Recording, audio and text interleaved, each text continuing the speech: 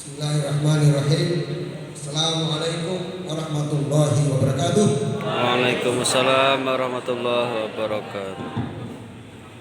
Alhamdulillahi haqqa hamdi wassalatu wassalamu ala afdalil khalqi sayyidina Muhammadin khatamil anbiya'i wa rasulih wa ala alihi wa sahbihi wa kafatil ummati wa ba'd.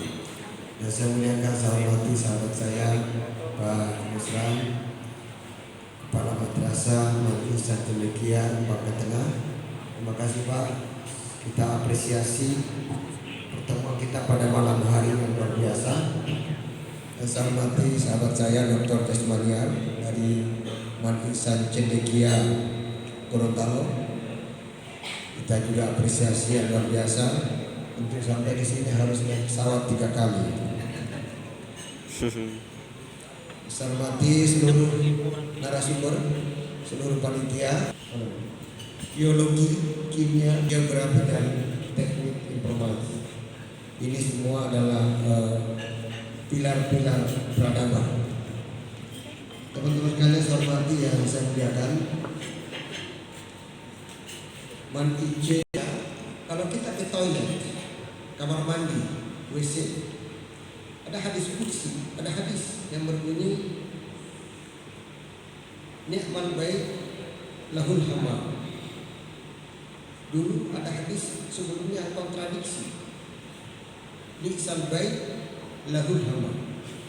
Rumah yang paling jelek yang ada kamar mandinya dulu. Belakangan Nabi bilang rumah yang ideal adalah rumah yang ada kamar mandinya. Kamar mandi, toilet yang kita lihat sekarang ini itu ciptaan Muhammad Al-Kaufi, seorang ulama besar. Dulu toilet itu pada masa Romawi itu toilet itu seperti selokan, lalu ada petak-petak di atasnya. Orang mohon maaf buat hajat sambil merokok sambil bercerita. Datang Islam ini tidak benar, ada aura, makanya dikasih dinding.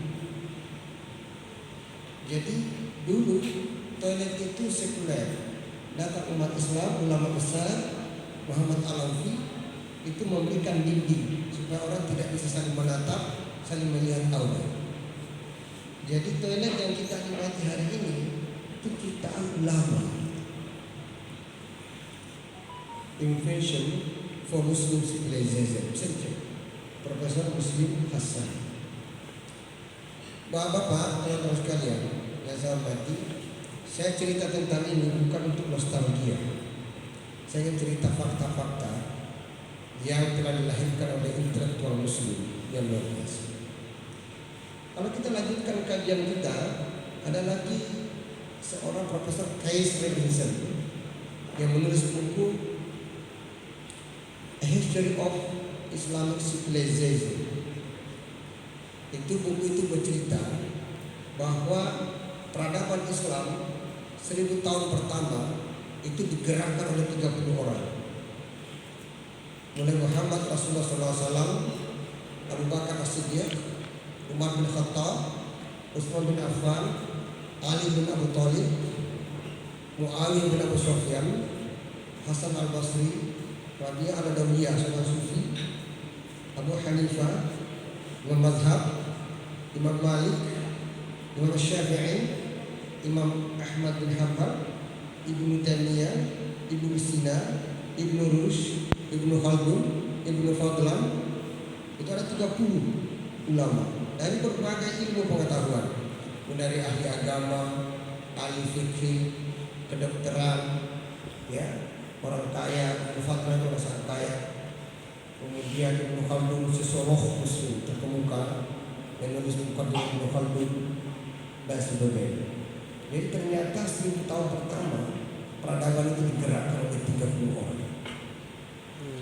Dan sampai hari ini kalau Bapak itu bicara biologi, kimia, kebumian, geografi, teknik informasi itu pasti merujuk kepada orang 30 ini dan sebagai saya sudah jelaskan. Biologi umpamanya, orang mengenal teori evolusi Darwin ketika kita baca buku The Origin of the Species, Yes. kita baca bukunya kan? Ada yang bahasa Inggris, ada yang bahasa Indonesia. Kalau kita baca, kalau kita kebetulan berbicara kepada peserta didik, anak-anak kita, siswa-siswi kita mengenai teori evolusi Darwin, jangan lupa beritahu mereka bahwa teori evolusi Darwin lahir dari ternate. Kenapa? Karena Darwin itu sesungguhnya teori-teorinya diperkuat oleh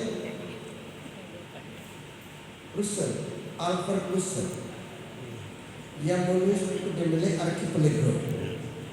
Beliau itu keluar masuk hutan selama 7 tahun di Indonesia, di Sumatera ini, di Gunung Salak, di Bogor, seluruh Jawa, terus ke Kalimantan, terus ke Sulawesi, terus ke Morotai, Papua, terus ke Morotai, terus dia tinggal sementara di Ternate. Di Ternate itulah beliau menulis surat beberapa halaman dan dikirim ke Inggris, ke Charles Darwin. Dari situlah dia melahirkan teori one ledge, garis one ledge ya Pak ya. Yes. Antara timur dengan barat ada perbedaan dari flora dan faunanya. Kenapa di Sumatera ada harimau, kemudian di Papua tidak ada harimau, kan gitu. Ya, ternyata ada garis one ledge Sulawesi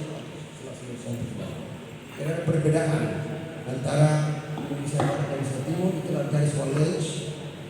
Dan dari situlah tesis-tesis selama yang dilakukan oleh Charles Darwin semakin percaya tentang teori evolusi itu, diperkuat oleh Alfred Russell. Wallace. Bukunya ada kan? The Malay Archipelago. Ada bahasa Inggrisnya, ada bahasa Indonesia. Sudah baca di buku tamat semua.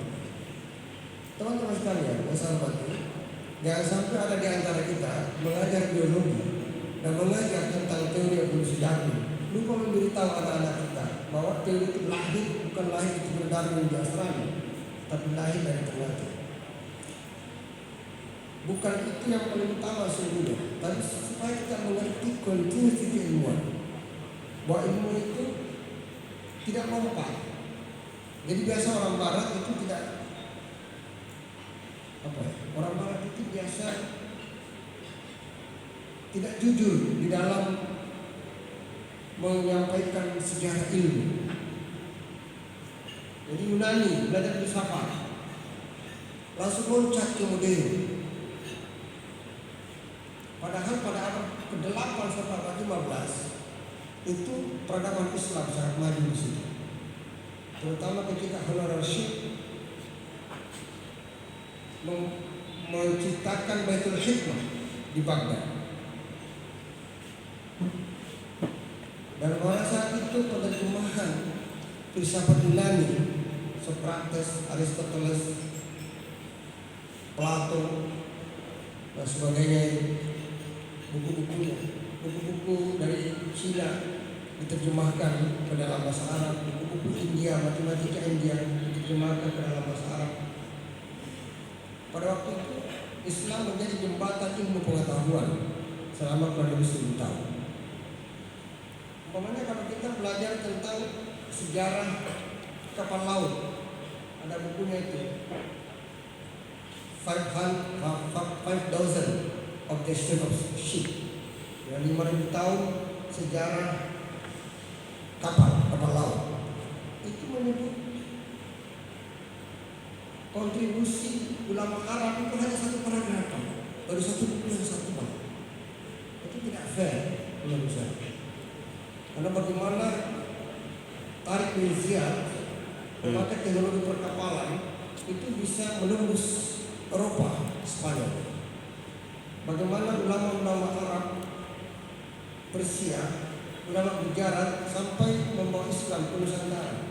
Tentu dengan teknologi kapal yang bagus. Karena kalau tidak, dia bisa tenggelam sampai ke Bangka begitu. Tapi ini tidak jujur disampaikan. Jadi saya ingin teman-teman sekalian itu harus kita kembali melihat sejarah bukan untuk nostalgia.